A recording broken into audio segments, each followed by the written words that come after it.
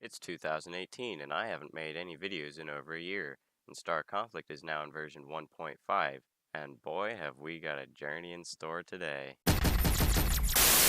With 1.5 came a lot of good stuff, and some bad stuff, but surprisingly compared to versions 1.3 and 1.4, this update is, for the most part, good.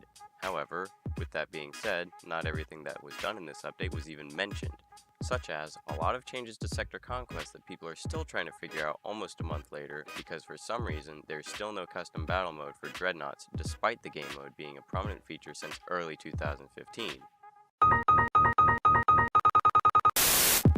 Anyway, there's a new meta for getting credits now, and that's the entire purpose of this video.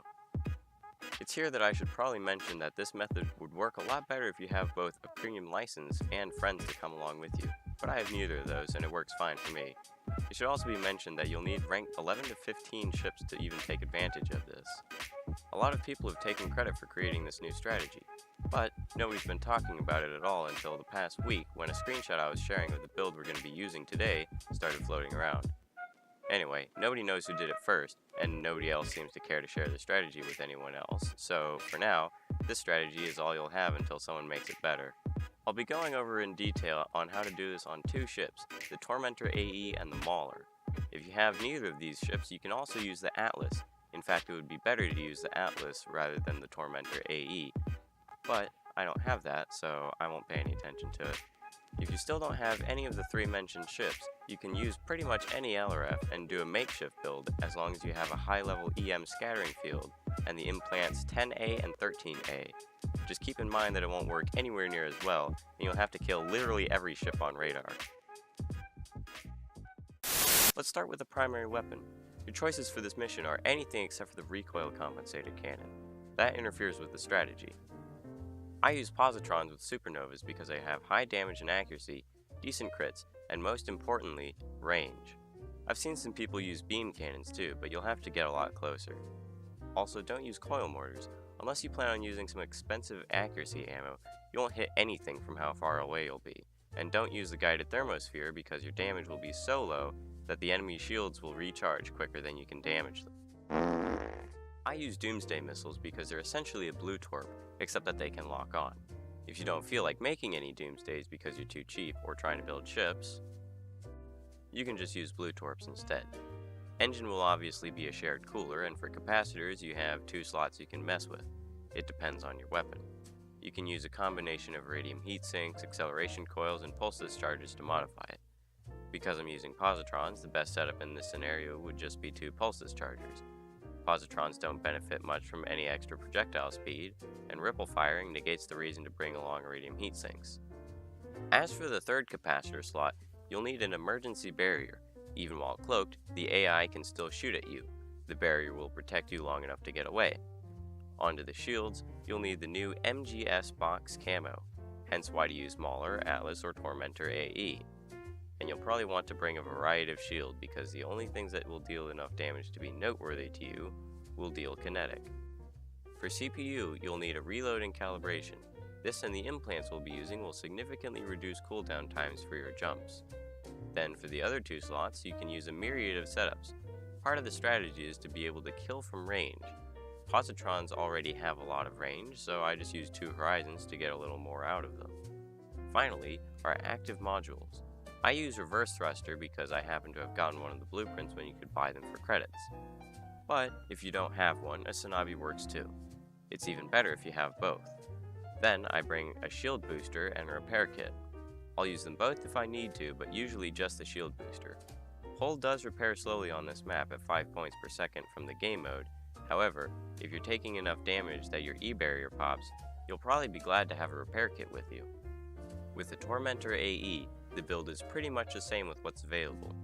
You will need to have a reverse thruster for this ship though if you plan to jump. Tsunabi comes from Chiron. Alternatively, you can use an EM scattering field and drift around the map. But you'll have to be sure to stop moving in time for the box camera to turn on before the EM field runs out of time. Also, the Tormentor AE has a hull slot, so you can bring some improved missile pylons. For the last part of the build, we have implants. Implants don't really matter here, like, at all. You could do this without even noticing much of a difference if you didn't have any implants. But here's a setup anyway. 1A because there's no explosions on this map because you're dumb if you take 3A, you have 4A if the enemy is far enough, 5A you won't stand there to do 7A you are doing 7A and they're far enough, 8A to inflict damage, 9A 10A at all, and you don't let it closer for doomsday, but it's always good to have the coordinator on 13C somewhere, and in theory, kills are so far apart that 13B won't do much good. Now, if you do have friends, plural, but not everyone has the same ranks available to them, you can always do a custom battle. You still get the same rewards, it's just a private room, and thus no need to make sure everyone has the same rank. Also, it's a good idea to bring along some duplicators, but if you're cheap, you can just let someone who didn't go and die finish the mission for you. This build is intended for soloing this battle after all.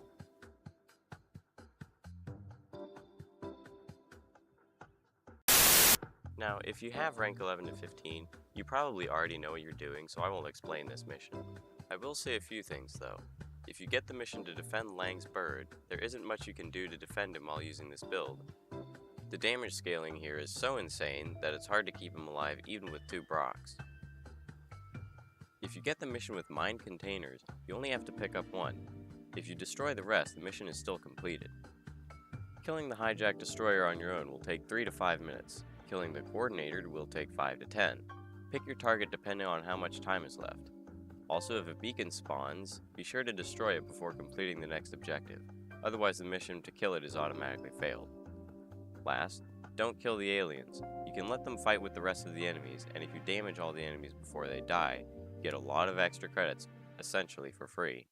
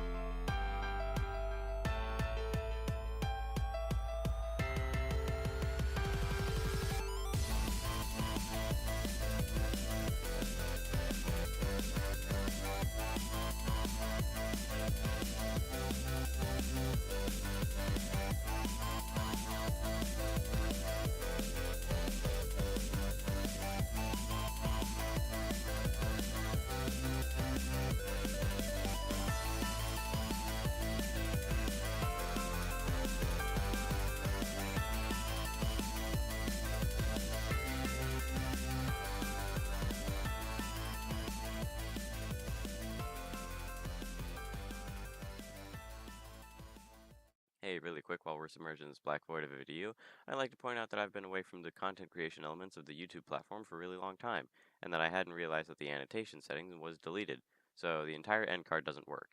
Just a heads up. All the links to the things that would have been there are in the description. Hey, look at that, it's the end of the video. Yay! I'd like to thank the people from the 0 Hour Gaming community for helping me make this video. It's a new thing with some pretty great people who go on all sorts of fun gaming adventures.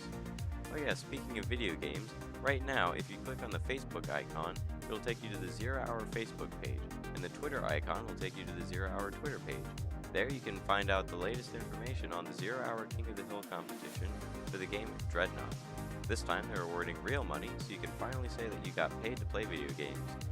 If you want to participate in the competition, be sure to reference this video so I get credit for being a productive member of the community.